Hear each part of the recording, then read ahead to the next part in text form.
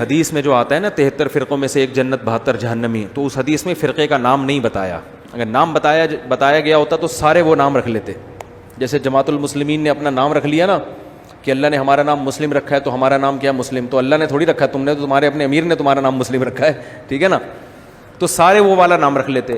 تو حدیث میں علامت بیان کی گئی ہے تاکہ کسی بھی نام سے ہو علامت سے اندازہ ہوگا کہ یہ جنتی ہے یا جہنم. وہ علامت کیا ہے؟ آپ صلی اللہ علیہ وسلم نے فرمایا. صحابہ نے پوچھا جنتی کون سا ہے؟ تو آپ اگر فرما دیتے کہ وہ دیوبندی جنتی ہیں تو سب اپنا نام کیا رکھ لیتے؟ دیوبندی. آپ صلی اللہ علیہ وسلم فرماتے کہ اہل حدیث جو فرقہ ہوگا وہ جنت، تو ہم بھی مسجد کے باہر بڑے بڑے وہ لگا دیتے، ہم کیا ہیں یہاں سے اہل حدیث. آپ صلی اللہ علیہ وسلم فرما دیتے کہ جی وہ بریلوی جنت میں ہوں گے، تو میری پگڑی کا رنگ فوراً سے پہلے چینج ہو جاتا. یہاں نقش پاک کے نشانات ہوتے اور ایک پیلی چادر ہوتی، چپل کا رنگ پیلا ہوتا. صلو علی الحبیب. مزہ آتا کہ نہیں آتا؟ صلو علی الحبیب.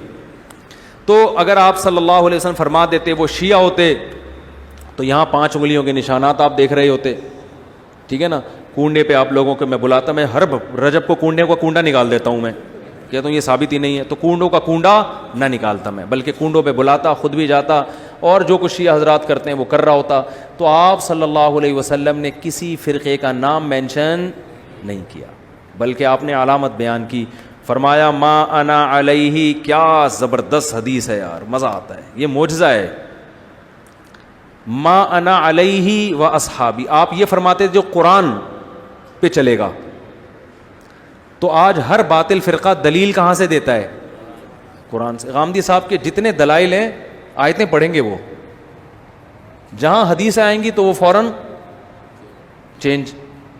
تو آپ صلی اللہ علیہ وسلم قادیانی بھی قرآن سے نکالتے ہیں، جتنے لوگ ہیں نا، کیونکہ اگر قرآن ہی کو نکال دیں گے پھر تو اسلام کا فرقہ ہی نہیں رہے گا نا، کیونکہ وہ فرقے تو اسلام کے میں مسلم کہیں گے نا اپنے آپ کو.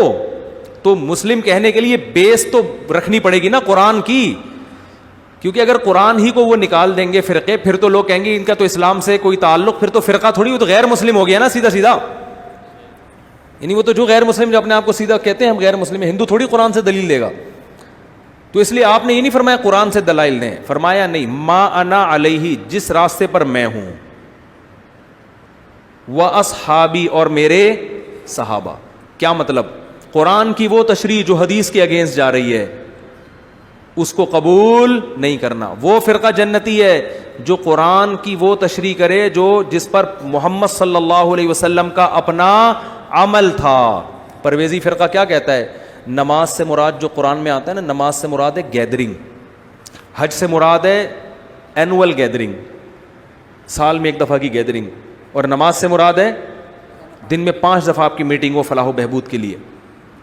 تو نماز کی یہ تشریح پیغمبر سے ثابت ہے؟ جب قرآن میں آیا نماز قائم کرو تو پیغمبر نے 5 ٹائم نماز پڑھی کہ نہیں پڑھی ہے؟ کیا ہو گیا؟ حج کیا کہ نہیں کیا؟ جیسے کیا ویسے کرنا پڑے گا آپ کو. تو قرآن کی وہ جو پرویزی، قرآن کو اہل قرآن کہتے ہیں اپنے آپ کو. تو نبی نے فرمایا جس پر میں ہوں. کیا مطلب؟ قرآن کی وہ تشریح جو حدیث کے خلاف ہے، جو نبی کے خلاف ہے، نبی کے طریقے کے، وہ تشریح بولو نا نہیں چلے گی. آگے اتنا بھی کافی نہیں ہے، کیونکہ بہت سے لوگ حدیث کو فالو کرتے ہیں. ہر مسئلہ کہاں سے بیان کرتے ہیں؟ بولتے کیوں نہیں بھائی؟ ہر مسئلہ حدیث. تو آپ نے فرمایا وہ اصحابی، اور میرے صحابہ بھی اس پر چلتے ہوں. 3 طلاق کے مسئلے میں کوئی ایک صحابی سے دکھا دے، کوئی ضعیف حدیث دکھا دے جنہوں نے ایک مجلس کی 3 کو 1 کہا ہو، میں بیان کرنا چھوڑ دوں گا ہمیشہ کے لیے. اور آج دھڑا دھڑ 3 کو 1 کر کے بیویوں کو، حرام بیوی کو کیا کیا ہوا ہے لوگوں نے؟ حلال کیا ہوا ہے. تو نبی نے فرمایا جس پر میرے، اور میں آپ کو بہت سے فتاوی صحابہ کے صحیح سند سے دکھا دوں گا، ایک مجلس میں کوئی 3 دے کر آیا، سب نے کیا فتویٰ دیا؟ 3 کا. حدیثوں کی ایسی تشریح جو صحابہ کے کیا ہو. میں نہیں کہہ رہا اہل حدیث جہنمی ہے، لیکن اہل حدیث کا یہ مسئلہ جو ہے یہ قرآن و حدیث کے بالکل اگینسٹ ہے. تو ما انا علیہ، جس پر میں اور میرے، بولتے کیوں نہیں؟ صحابہ. تو آپ کہو نا میں بس قرآن و حدیث کو مانتا ہوں، غلط. قرآن حدیث کے ساتھ کس کو ملانا پڑے گا؟ صحابہ. وہ قرآن و حدیث جس پر صحابہ نے عمل کیا ہو. اگر وہ صحابہ ہی کی سمجھ میں نہیں آیا تو اس کا مطلب وہ آپ کی اپنی رائے ہے, وہ قرآن و حدیث نہیں ہے. اخپل رائے کو آپ قرآن حدیث کا لیبل لگا کے مارکیٹ میں لانچ کر رہے ہو, یا حدیث نہیں ہے, حدیث اس کے اگینسٹ جا رہی ہے. حدیث سے مراد نبی کا اپنا عمل جو تواتر سے ثابت ہو, وہ اس کے خلاف جا رہا ہے, تو اس کا مطلب آپ جو قرآن کی تشریح کر رہے ہو وہ آپ کی اپنی رائے ہے, قرآن اس کا ذمہ دار نہیں ہے. تو تین چیزیں ملیں گی جس میں یہ تینوں علامتیں پائی جائیں گی, قرآن, حدیث اور صحابہ. صحابہ میں صرف اہل بیت نہیں ہے, وہ اصحابی جو میرے ساتھی ہیں. ساتھی کا لفظ بتا رہے کہ چاہے وہ اہل بیت میں ہوں یا نہ ہوں. یہ جو اہل بیت کے ساتھ خاص کر دیا اس کی کوئی دلیل نہیں ہے. اہل بیت سے محبت ہمارے ایمان کا جزو ہے, ان کو اللہ نے بڑا مقام دیا ہے, مگر جب صحابی کا لفظ آئے گا تو چاہے وہ اہل بیت ہوں یا اہل بیت کے بغیر ہوں. اور صحابہ میں سب سے پہلے حدیث سے پتہ چلتا ہے کہ 4 صحابہ سب سے پہلے ہیں ان میں, ابو بکر, عمر, عثمان اور علی, کیونکہ حدیث میں آتا ہے میری اور خلفائے راشدین کی سنت کو لازم پکڑو. تو وہ ایسی تشریح جو خلفائے راشدین نہ کر رہے ہوں وہ بھی غلط ہے, خلفائے راشدین اس کے اگینسٹ جا رہے ہوں وہ بھی کیا ہے, بولتے کیوں نہیں بھائی, غلط ہے. تو صحابہ میں سب سے پہلا مقام کس کا ہے, خلفائے راشدین کا, حضرت ابو بکر کا, عمر, عثمان اور علی رضی اللہ عنہم اجمعین. ان کے فیصلوں کا بڑا اعتبار ہے. تبھی ائمہ اربعہ جو ہے نا, چاروں امام, ابو حنیفہ, مالک, شافعی, حنبل, امام احمد حنبل, انہوں نے صحابہ کے عمل کو بہت فوکس کیا ہے. کوئی حدیث کی ایسی تشریح نہیں کی ہے جو صحابہ کے بالکل اگینسٹ جا رہی ہو. آج کل لوگ ہیں اٹھ کے بس کہتے ہیں ہم اماموں کو نہیں مانتے, ہم تو قرآن حدیث کو مانتے ہیں. تو آپ کے وہ اصول ہی نہیں ہے جو قرآن و سنت نے بیان کی ہیں. تو جس میں یہ 2 علامتیں پائی جائیں گی, نبی نے فرمایا وہ فرقہ کیا ہے, جنتی. اب وہ چاہے کسی بھی نام سے, وہ دیوبندی میں بھی ہو سکتے ہیں, وہ بریلوی میں بھی ہو سکتے ہیں, وہ اہل حدیث میں بھی ہو سکتے ہیں, وہ کسی میں بھی ہو سکتے ہیں. یہ 2 چیزوں کو جو لے کے چلے گا, قرآن کے ساتھ حدیث اور عمل صحابہ. پھر ان میں اگر اختلاف رائے ہوتا ہے تو وہ فرقے میں داخل نہیں ہے, کیونکہ یہ اختلاف صحابہ میں بھی ہوا, صحابہ نبی کی زندگی میں بھی ہوا, نبی نے دونوں کو صحیح قرار دیا. جیسے رفع الیدین کرنا بھی ٹھیک اور نہ کرنا بھی, کیونکہ یہ جو اختلاف ہے رفع الیدین کا, یہ قرآن, حدیث اور صحابہ تینوں کو ملا کے ہوا ہے. حنفیہ نے بھی قرآن کو بھی دیکھا, حدیث کو بھی اور صحابہ کو بھی, ان کی رائے یہ بنی کہ نہ کرنا افضل. اور جو شافعی ہے, امام شافعی, انہوں نے بھی قرآن کو بھی دیکھا, حدیث کو بھی اور عمل صحابہ کو بھی. دونوں کے پاس دونوں قسم کے دلائل ہیں. اس قسم کے اختلاف میں ان 72 فرقوں میں داخل نہیں ہوتا جن کے لیے جہنم کی وعید ہے. بات آ رہی ہے سمجھ میں کہ نہیں آ رہی؟ یعنی اس کے اندر رہ کے پھر جتنا بھی اختلاف ہو جائے وہ اختلاف رائے کا اختلاف ہے, اجتہاد ہے, اس میں دونوں کو اجر ملتا ہے.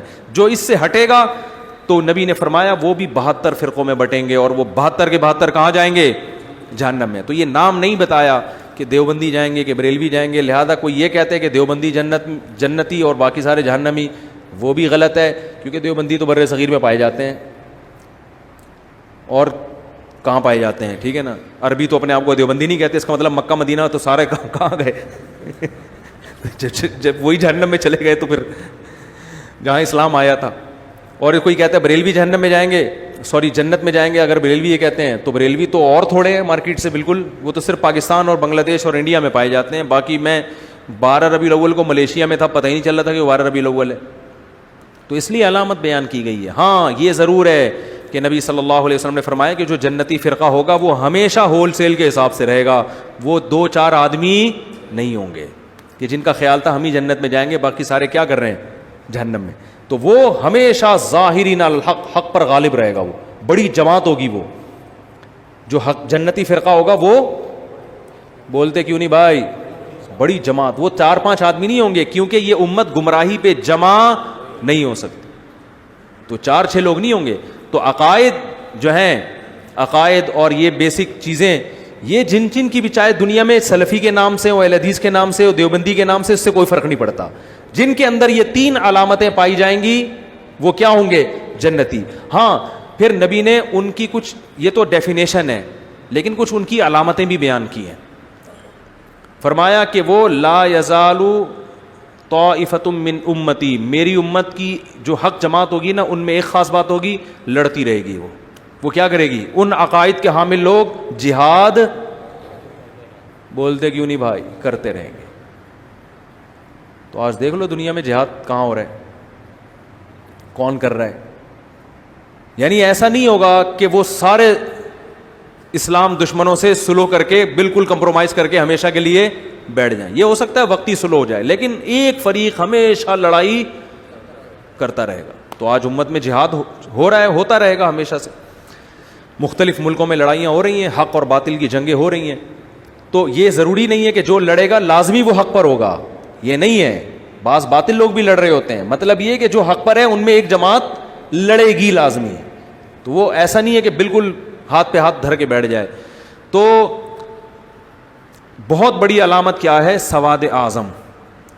جو شاذ ہوگا نا امت سے ہٹے گا, وہ کبھی بھی سیدھے راستے پر نہیں ہو سکتا, کیونکہ امت گمراہی پہ, حدیث میں آتا ہے, صحیح حدیث ہے, میری امت گمراہی پہ جمع نہیں ہوگی. تو جو بھی ایسی بات کر رہا ہے نا, کوئی قرآن و سنت کی ایسی تشریح کر رہا ہے جو مارکیٹ میں آپ فرسٹ ٹائم سن رہے ہو, آپ علماء کو یہ سنتے ہوئے نہیں پاتے, تو آپ یہ نہیں کہو گے کہ یہ علماء کی دکانیں بند کر رہا ہے, بلکہ آپ حدیث کی روشنی میں یہ کہو گے یہ اپنی دکان کھول رہا ہے, کیونکہ امت تو گمراہی پہ جمع نہیں ہو سکتی. تو اتنے سارے امت کے صلحاء, محدثین, فقہا کا جو عقیدہ ہے اور جو ان کی رائے ہے, ان کی تحقیق ہے, آپ اس سے ہٹ کے کوئی نئی تحقیق مارکیٹ میں لاؤ گے, دیوار پہ پھینک دی جائے گی. تبھی میں ہمارے اہل حدیث حضرات جو ہیں, میرے بہت سارے ایسے دوست ہیں جو میرے بیان سنتے ہیں, میں ان سے ایک ریکویسٹ ضرور کرتا ہوں, چلو آپ حنفی نہیں بنتے نہ بنو, لیکن اتنا اہتمام کر لیا کرو کہ ایسا قول جو چاروں فقہ سے باہر ہو, اللہ کا واسطہ یہ کام مت کرو. قرآن و سنت کی ایسی تشریح کرنا جو نہ امام حنیفہ کی سمجھ میں آئی, نہ امام شافعی کی, نہ امام مالک کی, نہ امام احمد کی, ایسی کم از کم اس کا تو خیال کر لو, کیونکہ امت صدیوں تک ان چاروں میں سے کسی ایک کو فالو کرتی آئی ہے. تو اتنی بڑی امت اگر غلط ہو گئی تو یہ تو غیر مسلم, ایک تو حدیث کے بھی خلاف ہے کہ حدیث میں آتے میری امت گمراہی پہ جمع نہیں ہو سکتی, اور دوسری بات یہ ہے کہ غیر مسلم بھی ہنسے گا کہ جب تمہارے جو حکومتیں جن فقہ پہ چلی ہیں صدیوں تک, 1000 سال سے زیادہ یہ چاروں فقہ رائج رہے ہیں اور اس میں حکومت ہوئی ہے, باقاعدہ خلافتیں چلی ہیں, تو جب تمہارے چاروں غلط ہو سکتے ہیں تو اس کا مطلب تمہارا تو اسلامی یتیم ہے. یہ تو سمجھ میں 1400 سال آیا ہی نہیں کسی کو, اب کون سمجھا رہا ہے بیٹھ کے. تو چند مسائل ایسے ہیں ہمارے اہل حدیث بھائیوں کے انتہائی احترام کے ساتھ کہ وہ چاروں فقہ کے خلاف ہیں, جن میں 3 طلاق کو ایک کہنا, یہ چاروں کے خلاف. عورتوں کا مردوں کی طرح نماز پڑھنا, یہ چاروں فقہ کے, بولو بھائی, خلاف ہے. چاروں میں ہے کہ عورت سمٹ کے نماز پڑھے گی, کیونکہ یہ تواتر عملی سے چلا آ رہی ہے مسئلہ. چاروں میں ہے کہ تراویح کم سے کم کتنی ہوتی ہے, بولو 20 رکعتیں ہیں. چاروں میں ہے کہ طلاق اگر معلق کر کے دی جائے تو بھی ہو جاتی ہے, جیسے آپ نے کہا اگر بیوی کو گھر میں داخل ہوئی تو تجھے طلاق ہے. چاروں فقہ میں ہے کہ اگر گھر میں داخل ہوئی تو طلاق ہوگی, قسم کا کفارہ نہیں ہوگا. بعض اہل حدیث کہتے ہیں قسم کا کفارے سے کام چل جائے گا, ایسا نہیں ہے. گھر میں داخل ہوگی تو, اور یہ ریورس نہیں ہو سکتے یہ الفاظ ڈیورس کے. تو اس طرح چند مسائل ایسے ہیں کہ اگر اہل حدیث حضرات اس میں اپنی رائے اجماع امت سے نہ ہٹائیں تو یہ ان کے لیے بھی بہتر ہے, اور امت جو ایک اختلاف, اسی طرح جو ہر قسم کے موضوع پہ مسا کر لینا, کچھ بھی پاؤں پہ چڑھا لیا مسا, یہ بھی نہیں ہوتا. تو کچھ اس کی شرطیں, ہر فقیہ نے کچھ نہ کچھ شرطیں لگائی ہیں موضوع پہ کہ مسے پہ جواز کے لیے, اور لگانے کی وجہ کیا ہے کہ قرآن کہہ رہا ہے کہ پاؤں دھو, تو اس قرآن سے نکلنے کے لیے دلیل مضبوط ہونی چاہیے. وہ جو آپ حدیث پیش کرتے ہیں کہ جوربین پر بھی مسا ہے, اس حدیث کا یہ مفہوم نہیں ہے. حدیث میں خفین کو بھی جورب کہا گیا ہے, کیونکہ عربی زبان میں خفین پر بھی جورب کا اطلاق ہوتا ہے. تو آپ حدیث کی ایسی تشریح کیوں کر رہے ہو جو پوری امت نے نہیں کی؟ تو وہ تو یہ جو پرویزی لوگ ہیں نا, جو منکرین حدیث ہیں, یہ بھی تو قرآن سے کہیں نہ کہیں نکال لیتے ہیں نا. تو بات صرف قرآن و حدیث سے نکالنے کی نہیں ہوتی, قرآن و حدیث کی ایسی تشریح کرنا جو پوری امت سے ہٹ کرو, یہ تشریح قابل اعتبار نہیں ہے. امت کو درمیان میں لانا پڑے گا آپ کو, امت کو سائڈ پہ نہیں رکھ سکتے آپ, کیونکہ امت پہ اعتماد ختم کر دیا تو یہ قرآن پہ اعتماد ختم, کیونکہ ہو سکتا ہے امت نے قرآن ہی غلط پہنچایا ہو. آپ کہہ سکتے نہیں قرآن کی حفاظت کا تو اللہ نے وعدہ کیا, تو یہ کس نے کہا؟ یہ بھی تو امت نہیں بتایا نا کہ یہ والی آیت بھی قرآن میں ہے کہ جس میں آتا ہے. تو اجماع امت اس امت میں بہت بڑی دلیل ہے, کیونکہ یہ امت گمراہی پہ جمع نہیں ہو سکتی. وجہ کیا ہے کہ نیا نبی نہیں آ سکتا. اب یہ امت من حیث الامہ معصوم ہے, کیونکہ پہلی امتیں گمراہی پہ جمع ہوتی تھی, نیا پیغمبر آتا تھا. اب نیا پیغمبر نہیں آئے گا. اب امت اگر گمراہی پہ جمع ہو گئی تو قرآن پہ بھی اعتماد ختم, بخاری پہ بھی, مسلم پہ بھی, سب کتابوں پہ اعتماد کیا ہو جائے گا؟ ختم. کہ یار ان سے اگر یہاں غلطی ہوئی ہے تو ہو سکتا ہے قرآن نقل کرنے میں غلطی ہوئی ہو. تو ہمیں ہمارے نبی نے پہلے ہی بتا دیا, بھائی امت میں 2-4 لوگ تو غلط ہو سکتے ہیں, پوری امت غلط ہو جائے یہ میری امت میں ایسا اللہ ہونے نہیں دے گا. تو صدیوں سے جو مسائل اتفاقی چلے آ رہے ہیں نا, تو ان کو کم از کم اتفاقی رہنے دیا جائے. اور ہمارے کسی اہل حدیث بھائی کو ان مسائل میں اگر وہ سمجھتے ہیں کہ نہیں قرآن حدیث کی دلیل مضبوط ہے, عورت کو چاہیے مردوں کی طرح نماز پڑھے, 3 طلاقیں 1 ہوتی ہیں, تراویح 20 کے بجائے 8 رکعتیں ہوتی ہیں, یہ اجماعی مسائل میں وہ جہاں بھی کوئی بڑے عالم ہوں تو میں بیٹھنے کے لیے تیار ہوں. لائیو کیمرہ چلا دیں, میں ان سے اس میں قرآن و سنت کی روشنی میں ڈسکشن کروں گا. کتنی بڑی بات کر دی میں نے.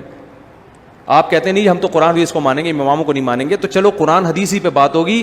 میں بیٹھوں گا آپ کے سامنے, لائیو کیمرہ چلے گا اور ہم لائیو چلائیں گے, لوگ دیکھیں گے کہ دلائل کی دنیا میں چاروں اماموں کا مذہب مضبوط ہے یا آپ کی رائے. 8 رکعت تراویح میں ثابت کروں گا کہ یہ صحابہ کا مسلک بولو بھائی نہیں ہے. 3 طلاقوں میں ثابت کروں گا کہ قرآن و سنت سے 3 ثابت ہوتی ہیں.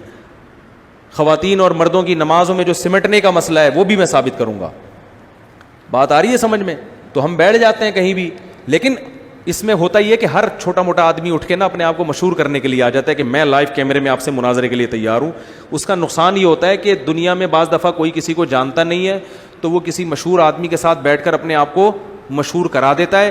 کہتے ہیں مناظرہ جیتیں ہاریں, چکر میں تو ڈال دیا نا, مشہور تو ہو جائیں گے, لوگ کہیں گے وہی جا رہا ہے جو مفتی صاحب کے ساتھ بیٹھا ہوا تھا. تو اس لیے اس میں اصول یہ ہوتی ہے کہ وہ ان کا کوئی ذمہ دار آدمی ہو. اور میں مناظر ہوں نہیں, میں کوئی پھڈے باز نہیں ہوں, میں تو آرام سے محبت سے بیٹھ کے بات کروں گا. تو آپ دیکھیں گے کہ دلائل کی دنیا میں جو چاروں فقہا کا مذہب ہے وہ کیا ہے, وہ مضبوط ہے. تو عورتوں مردوں کی نماز میں جو آپ کہتے ہیں نا کہ حدیث نہیں ہے, حدیث اور بہت سارے مسائل میں نہیں ہے, لیکن آپ اجماع امت کی وجہ سے ان کو مانتے ہو. تو یہاں بھی آپ کو اجماع امت کی وجہ سے ماننا پڑے گا کہ عورت کو سمٹ کے نماز کا حکم ہے اور مردوں کی طرح نماز پڑھے. آپ کو اجماع امت کی وجہ سے ماننا پڑے گا. باقی پھر ہمارے اہل حدیث بھائی ایک بات کرتے ہیں کہ یہ دکھاؤ حدیث میں کہ عورت سینے پہ ہاتھ باندھے گی, عورت رکوع یوں کرے گی, عورت دونوں پائیں دائیں طرف نکالے گی. ہر جزیے کا ذکر نہیں ہے. جب سمٹ کے نماز پڑھنا ثابت ہو گیا تو سمٹنے کی تفصیل ہر فقیہ نے اپنے حساب سے بیان کی ہے. اس میں ہر جزیے پر الگ سے دلیل کی ضرورت نہیں ہوتی. کسی نے کہا سمٹنا اس کو کہتے ہیں کہ پاؤں یوں نکالے, کسی نے کہا سمٹنا اس کو کہتے ہیں. تو سمٹنا ثابت اجماع سے ہوتا ہے, باقی سمٹنے کی کیفیات میں اجماع نہیں ہے. وہ ہر فقیہ ہر مجتہد نے اپنے حساب سے بیان کیا اس کو. آپ تو کہتے ہو بالکل مردوں کی طرح چوڑے ہو کر نماز پڑھے گی, یہ نہیں ہے. میں سمجھا پا رہا ہوں اپنی بات, کہ نہیں سمجھا پا رہا. تو جو اجماعی مسائل ہیں اہل حدیث بھائیوں سے انتہائی احترام کے ساتھ کہ کم از کم, اور الحمدللہ کچھ اہل حدیث اس پر عمل بھی کرتے ہیں. میرے جاننے والے وہ کہتے ہیں ہم اپنے بچوں کو بتاتے ہیں کہ بھئی ہمارے کوئی مفتی اگر فتویٰ دینا اور وہ چاروں فقہ سے باہر نکل رہا ہو اس کو فالو مت کرو. میں نے خود اہل حدیث سے سنا, وہ کہتے ہیں اس لیے کہ یہ چاروں کی سمجھ میں کیوں نہیں آیا, یہ چلو ایک سے غلطی ہوتی ہے, 2 سے ہوتی ہے, تو یہ چاروں کی سمجھ میں ہی نہ آئی, یہ کیسے ہو سکتا ہے. تو بہرحال 73 فرقوں میں جنتی کون ہوگا, نبی نے علامت بیان کی, نام بیان نہیں کیا. وہ علامت کیا ہے, میرے اور صحابہ کے طریقے پر. جو صحابہ کو نہیں مانتے وہ بھی اس سے نکل گئے, جو حدیث کو نہیں مانتے وہ بھی اس سے نکل گئے.